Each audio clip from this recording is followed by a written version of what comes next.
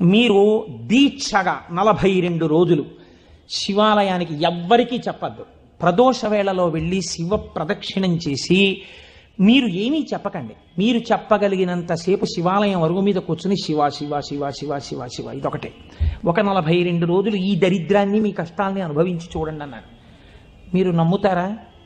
ఆ వ్యక్తి నా దగ్గరికి వచ్చి, నా జీవితంలో ఆశించని రీతిలో నా జీవితానికి ఒక కొత్త మలుపు తిరిగిందండి, నేను వరంగల్ వెళ్ళిపోతున్నాను, నేను సెటిల్ అయిపోతున్నానని చెప్పాడు.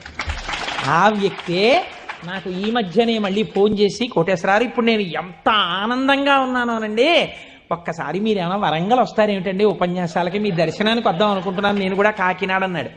అయ్యా మీరు ఎప్పుడైనా కాకినాడ ఇప్పుడు అక్కర్లేదు, ఇప్పుడో తర్వాత వద్దురు కానీ, నేను వరంగల్ ఇప్పుడు మాత్రం రావట్లేదు, నేను వరంగల్ వస్తే చెప్తాను, అప్పుడు మీరు నా దగ్గరికి వద్దురు కానీ తప్పకుండా దర్శనానికి అన్నాడు.